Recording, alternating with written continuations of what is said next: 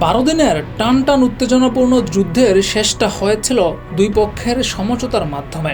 যুক্তরাষ্ট্রের মধ্যস্থতায় এই যুদ্ধ বন্ধ করতে রাজি হয়েছিল ইরান এবং ইসরায়েল। মধ্যপ্রাচ্যের এই যুদ্ধটা ইসরায়েলের জন্য সত্যিকারের পরীক্ষা বলে মন্তব্য করেছিলেন অনেক বিশেষজ্ঞ। কেননা ইসরায়েল যতটা উৎসাহ নিয়ে বাহাদুরি দেখিয়ে যুদ্ধটা শুরু করেছিল, শেষটা ঠিক সেভাবে করতে পারেনি। যুদ্ধে একটা সময় ইরানের পাল্টা আক্রমণে অসহায় হয়ে পড়া ইসরায়েল সাহায্যের জন্য ছুটতে থাকে যুক্তরাষ্ট্রের দিকে। আর এই বিষয়টিকেই ইরানের জন্য জয় হিসেবে দেখছে অনেকেই।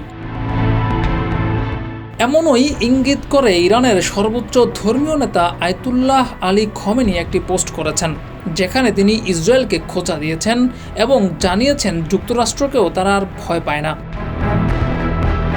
আয়াতুল্লাহ আলী খমেনি সামাজিক যোগাযোগ মাধ্যম এক্সে দেওয়া এক পোস্টে লিখেছেন, আমরা শক্তির সাথে যুদ্ধে প্রবেশ করেছি।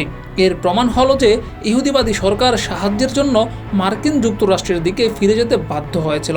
যদি তারা আত্মরক্ষা করতে সক্ষম হতো তবে তারা মার্কিন যুক্তরাষ্ট্রের দিকে ফিরে যেত না।